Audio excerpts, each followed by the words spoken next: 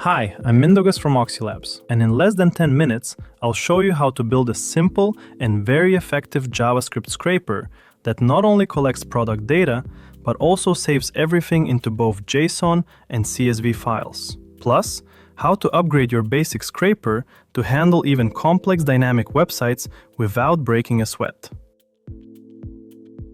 JavaScript is an excellent fit for web scraping, especially since most modern websites already rely on it for rendering content. In this example, we'll use Node.js along with a couple of lightweight libraries to handle requests and parse the data.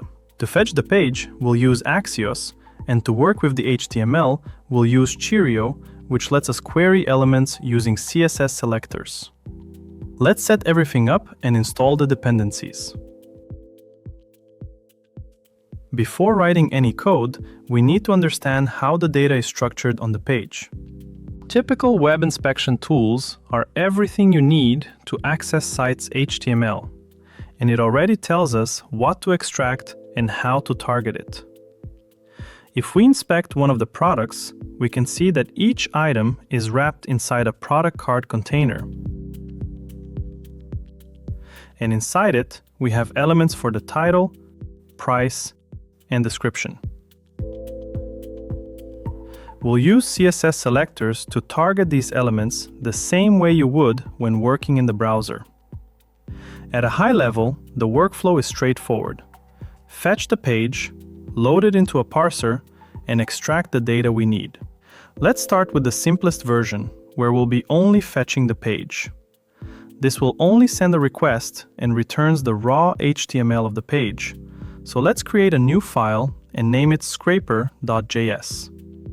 Here, we import Axios and define the URL we want to scrape. Then we create an async function that sends a request to that page. Using Axios, we can fetch the HTML content and store the response. For now, let's just log the raw HTML to the terminal so we can confirm that our request is working. If we run the script, you can see the full page source printed out, which means we've got the data successfully.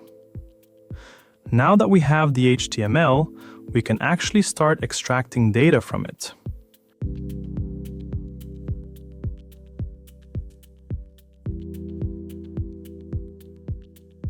We load the response into Cheerio, as it will let us work with the HTML like we would in the browser using CSS selectors.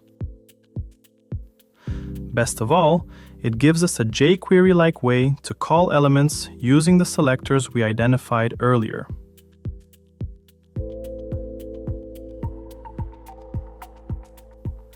Then, we select all product cards, loop through them, and for each one extract the title, price,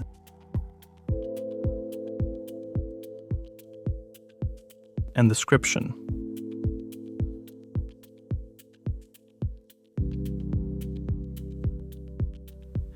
Each product becomes an object, and we push those into an array, which effectively builds our dataset.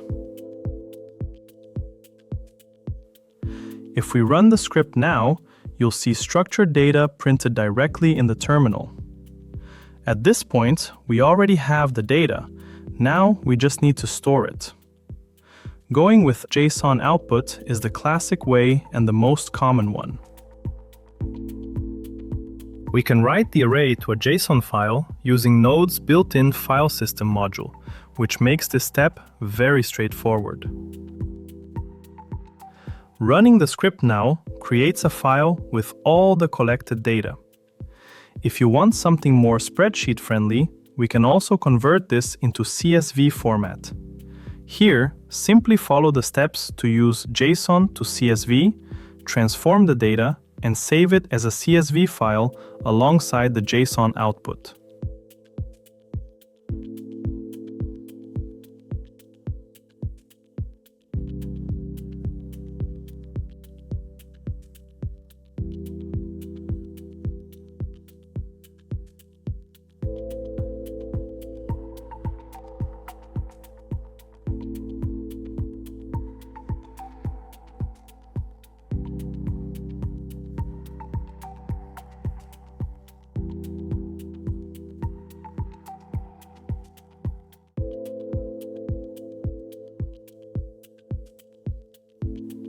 So far, this works perfectly for a static page.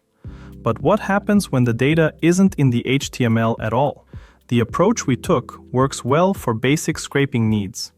But if you try this on a dynamic site, Axios won't return the data because it's loaded after the page renders.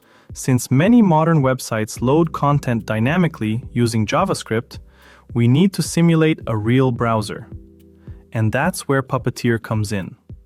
Instead of just fetching raw HTML, Puppeteer loads the page in a headless browser, waits for it to render, and then lets us extract data from the fully built DOM.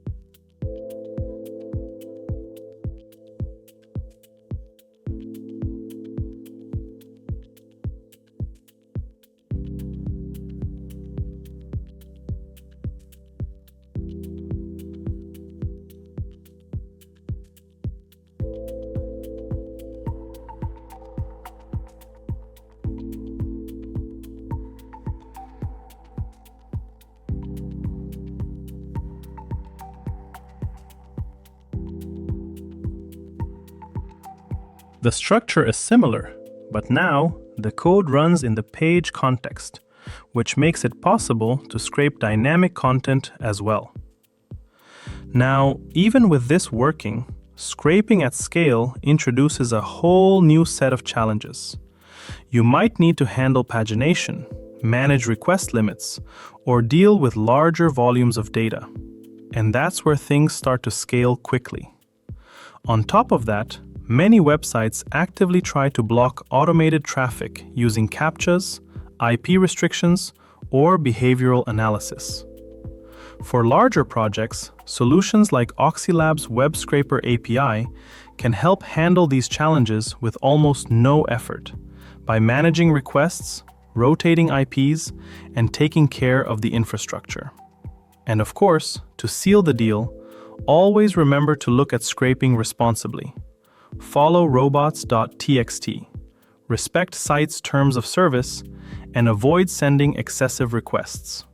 In this video, we built a JavaScript scraper that fetches a page, extracts product data, and saves it into a structured dataset. From here, you can extend this further by scraping additional fields, handling pagination, or adapting your approach for even more complex websites. You can also find the full code examples in the JavaScript web scraping guide for Node.js on our blog. Or, if you want to learn more about Puppeteer, we have a couple of great in-depth videos linked in the description.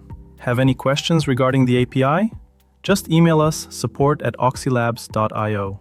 Thanks for watching, and see you in the next one.